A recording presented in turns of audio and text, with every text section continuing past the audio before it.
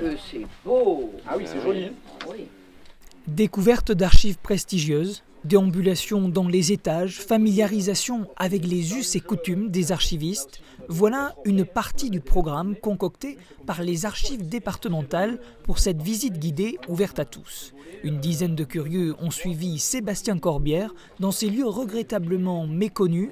Pour le spécialiste des archives communales et intercommunales, c'est toujours un véritable plaisir de partager, plus qu'un métier, une passion. Les gens sont assez curieux parce qu'en France reste quand même l'objectif de archives interdites ou secret d'archives. Alors les gens ils s'aperçoivent que c'est pas forcément vrai. Il y a des délais bien sûr quand ça touche à la vie privée ou quand ça touche aux gens ou au secret médical. Mais on leur explique que 90% des archives sont librement communicables et accessibles et de plein droit. Donc les gens ils s'aperçoivent qu'il n'y a pas forcément de secret. Donc bien sûr là il y a les dossiers de la Seconde Guerre mondiale qui s'ouvrent, il y a des dossiers qui s'ouvrent. Puisqu'il y a un délai, quand le délai arrive à terme, ben là, le dossier s'ouvre et il y a de plus en plus de gens qui viennent le communiquer. Ouais, je vais faire très attention, c'est juste pour vous le montrer, je ne vais pas le dérouler. Ouais. Mais vous voyez ? Ces archives départementales renferment de véritables trésors. Du testament de Pierre Fermat à l'édit de construction du canal du Midi, il y en a pour tous les goûts.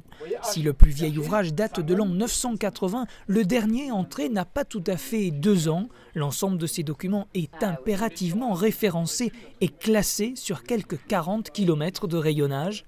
Un éblouissement pour les yeux d'Anne qui a découvert les lieux et ses nombreux ateliers depuis peu. Je trouve que la découverte de tous ces documents est une découverte comme celle d'un trésor. Voilà ce que j'avais à dire.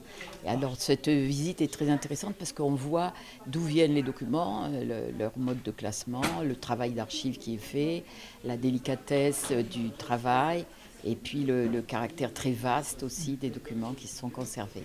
Parmi les comptes rendus de procès et autres contrats de mariage se trouvent également des photos encore méconnues de l'entreprise Airbus, par exemple. La mission d'archivage ne s'arrête donc jamais. Chaque année, 2 km de nouveaux documents arrivent boulevard Griffoul-Dorval à Toulouse dans l'objectif d'être classés et numérisés. Des documents qui sont, pour leur grande majorité, accessibles sur simple demande, en salle de lecture ou sur Internet.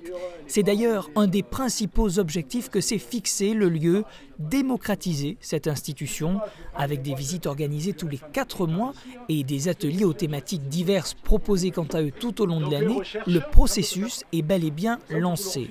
Lors des dernières journées du patrimoine, pas moins de 500 visiteurs s'étaient pressés dans ces interminables couloirs, un chiffre encourageant pour les quelques 70 gardiens du temps qui veillent sur ces lieux.